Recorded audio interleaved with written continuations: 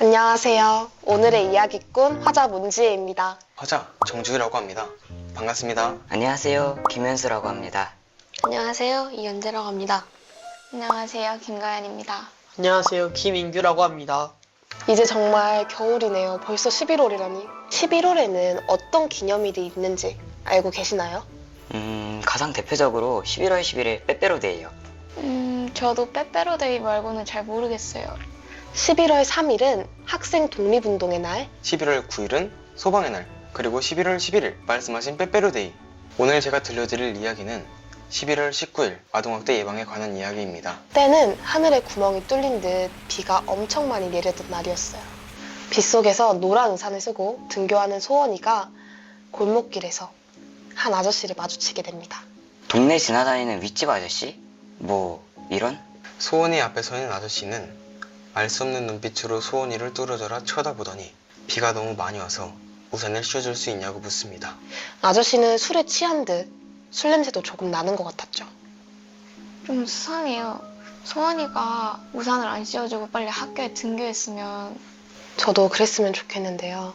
소원이는 잠시 고민을 하다가 우산을 씌워주게 되죠. 그리고 그 아저씨는 소원이와 함께 우산을 쓰고 사람이 잘 오지 않는 공터로 발걸음을 옮기게 됩니다. 사람이 잘 오지 않는 공터라. 뭔가 좀 수상한데요. 그 수상한 아저씨는 소원이를 공터에 있는 화장실로 끌고 가 소원이에게 하면 안 될 짓을 하고 말이죠. 폭력뿐만 아니라 성폭행까지 저질러 초등학생이었던 소원이는 삐투성이가 된 채 공터 화장실에 쓰러져 버립니다. 소원이의 목을 조른 아저씨는 잠시 기절한 소원이를 보고 소원이가 죽은 줄 알고 그 화장실을 급히 떠나게 됩니다. 혼자 남은 소원이는 힘겹게 몸을 일으켜 112에 구조 요청을 하였고 그렇게 응급실로 실려오게 됩니다. 아기가 저희 쪽으로 직접 신고했습니다. 믿을 수가 없어요. 어떻게 초등학생한테 그런 몹쓸 짓을 할 수가 있는 거죠? 나쁜 새끼. 천벌 받아야 돼요, 진짜로. 경찰로부터 딸이 응급실에 있다는 전화를 받고 달려온 소은이의 엄마 아빠는 딸에게 남겨진 폭력의 흔적들을 보고 절규하고 맙니다. 누군지 알아보기 힘들 정도로 소원이 얼굴은 퉁퉁 부어 있었고 온몸은 피범벅이었죠. 하복부 구타와 몇 차례에 걸친 강간으로 소원이는 대장과 항문이 파열되었고 그로 인해 대장을 모두 드러내야 되는 수술을 해야만 했습니다. 그런 끔찍하고 힘든 일을 어린아이가 겪어야 한다니. 기자들이 병원까지 쳐들어와 특종이란 타이틀을 달고 피해 가족들의 인권은 전혀 생각하지 않는 기사를 내보내게 됩니다. 미친 거 아니에요? 소원이의 정보가 노출되면 어쩌려고. 에휴. 8시간이 넘는 대수술을 받고 나와 안정을 취해야 하는 소원이에게 경찰이 찾아와 결정적인 증거가 없어 직접 진술을 해야 한다고 했습니다. 그렇게 경찰은 소원이에게 용의자들의 사진을 보여주며 범인을 지목하라고 합니다. 용의자의 얼굴을 지목하자 그는 얼마 못 가 바로 검거되게 됩니다. 바로 잡혀서 정말 다행이에요. 평생 감옥에서 썩었으면 좋겠어요. 아이에게 더 좋은 걸 해주고 싶은 게 부모 마음일 텐데 얼마나 억장이 무너졌을까요? 사건 이후 씻을 수 없는 상처를 입게 된 소원이를 보며 부모의 마음은 찢어질 듯 아팠고 소원이는 성인 남자들만 보면 숨어버리게 되는 후유증까지 갖게 됩니다. 물론 부모인 아빠까지도 말이죠. 한편 동네에서는 소원이네를 위한 모금이 이뤄졌고 미란이 아줌마는 바쁜 소원이네를 위해 집안일까지 도와주게 되죠. 주변에 도와주는 사람이 많아서 그나마 살아갈 용기도 이겨낼 힘도 얻을 수 있었던 것 같아요. 힘든 시간을 보내고 퇴원을 한 뒤 집으로 돌아온 소원이.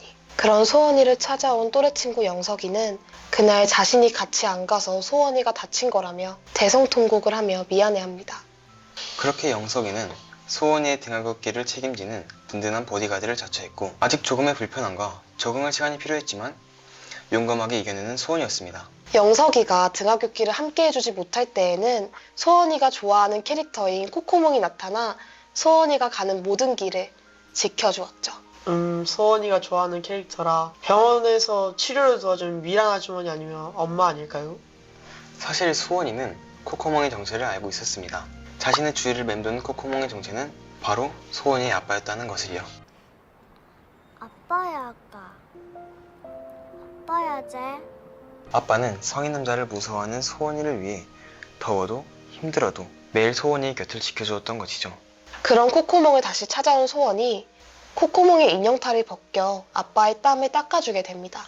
먼저 아빠에게 다가와 땀을 닦아준 것도 너무 사랑스럽고 감동적인 모습이에요. 앞으로 이들에게 행복만 가득했으면 좋겠어요. 이후 소원이가 겪은 끔찍한 일에 대한 재판이 시작됩니다. 하지만 범인은 사건 당시 술에 취해 있었고 기억이 잘 나지 않는다며 발뺌을 합니다.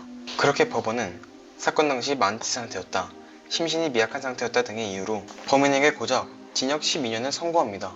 노인입이라고 그렇게 말하면 안 되죠. 한 가정을 그렇게 파탄해놓고 저렇게 말을 할 수가 있나. 그 말을 들은 소원이의 아빠는 범인에게 달려들어 범인을 죽이려고 하지만 소원이가 그런 아빠를 말립니다. 죽이진 않더라도 정신 차리게 만들어줬어야 되는 건데. 소원이와 가족들은 차츰 회복되는 모습을 보이며 이야기는 끝이 나게 됩니다. 나쁜 짓을 저지른 놈들보다 피해자와 그 가족들이 고통을 받아야 하는 이유가 뭘까요? 정말 이해가 되지 않아요. 정말 심신미약이라는 이유만으로 법원에서 이런 솜방망이 처벌을 내려야 되는 건가요? 아니, 실제로 이런 일이 있기는 한가요?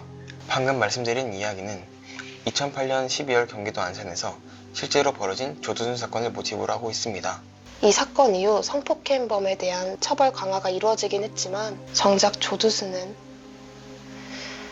이런 불안감은 주변 사람들의 관심과 행동으로 바꿀 수 있습니다. 아이의 울음소리, 비명, 신음소리가 계속되는 경우, 아동의 상처에 대한 보호자의 설명이 모순되는 경우, 계절에 맞지 않거나 깨끗하지 않은 옷을 계속 입고 다니는 경우 모두 아동학대 신고 대상입니다. 112 또는 모바일 앱 아이지킴이 콜에서 정확한 방법과 안내를 확인해 보시면 좋을 것 같습니다. 아동학대의 예방과 방지에 대한 관심을 높여 아이들이 행복한 세상을 위해 진심을 진심을 다하기로 다하기로 약속하겠습니다. 약속하겠습니다. 지금까지 화자 정주유였습니다. 화자 문지였습니다.